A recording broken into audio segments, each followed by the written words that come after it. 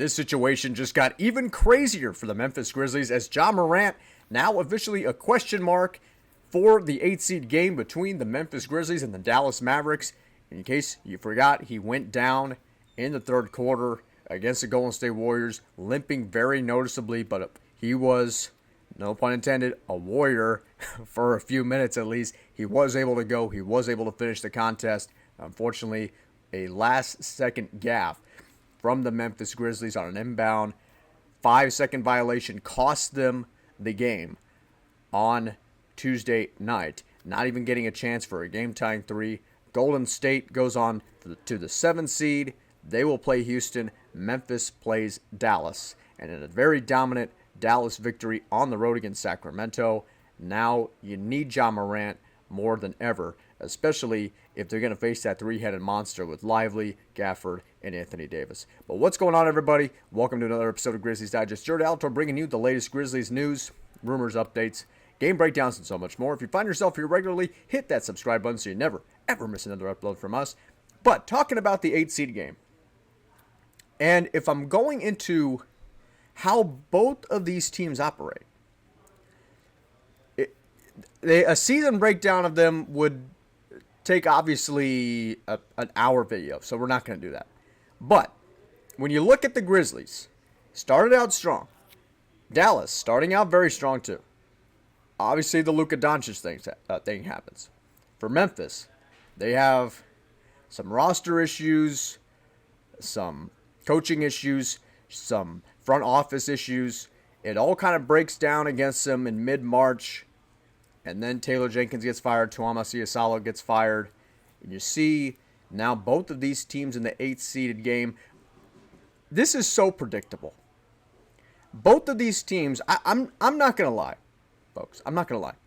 I can see both Memphis or Dallas have a 22-point lead in the second half. And somehow it disappears. They blow it. I could see both teams doing that on Friday night. These two teams are some of the most unnecessary cardiac teams in the NBA. It's just so fitting that you see both of these teams for the 8th seed game. But good news for Memphis, it's taking place right here. We're right outside the FedEx Forum, right here, right? Look, the scene is set. All the towels, grit and grind. The Memphis floor. And all painted up for Friday night's contest. But the important news that we want to get to is Ja Morant not practicing on Thursday. He will be a game time decision for Friday. They need Ja Morant more than ever. And if this was a regular season game, I think Ja Morant would sit. Look at his record all season long. He's missed a lot of games. And this is a playoff game. He was able to will his way, not to victory, but he was able to get back on the court. I don't think this is going to stop him. And if we want to go back to what caused everything, this was it. Tuesday night against Golden State, Ja Morant falling awkwardly on that right ankle, immediately grabbing at it.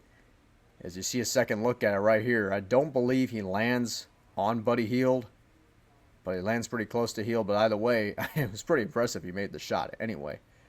But for Morant, if you look at his mentality, I don't think there's any way he doesn't play tomorrow night. I think he's going to play. So if you look at his mentality and his record and his will to fight, I don't think there's any doubt he's going to play. He's definitely going to play, I believe. So it is a issue that you have to deal with, that you have to worry about. Even if Memphis does move on and gets the Christmas gift of playing the Oklahoma City Thunder in the playoffs, it is a concern. But for this one game, for this one contest, you're at home. One game to get into the playoffs. Your home crowd is in your favor. I think Ja Morant will play. But we'll have to keep up, and we'll keep you updated. But now this headline.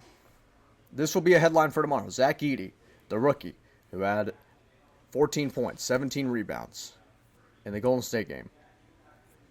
A phenomenal game, I think, for a rookie center, especially one who's been battered and bruised in the media for the past 3 years.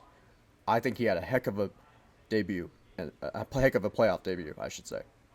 Zach Edey against the three-headed giant of Davis, Gafford, and Lively II. Who comes out on top?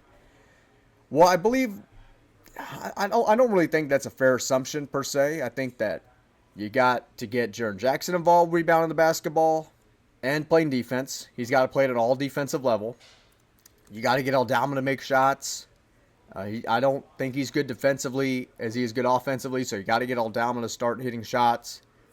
You might see some of Jay Huff in this game just to get size in there to compete with these guys. But let's be honest, ladies and gentlemen. These three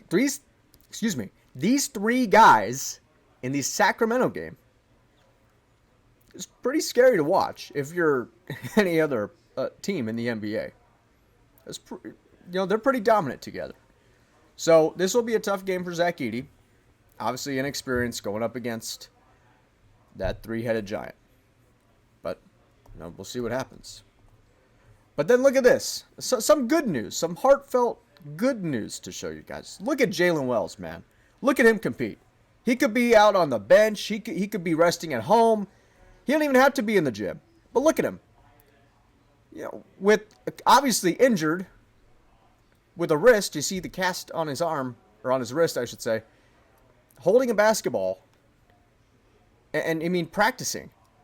And look at DeMichael Cole, right? Some dudes just can't stay out of the gym. And you got to love this kid's mentality. Mild-mannered, strong, for the future. This is Memphis' future, and they need to protect him at all costs. Jalen Wells, kudos to you, my man. Beginning to be one of my most favorite NBA personalities right now.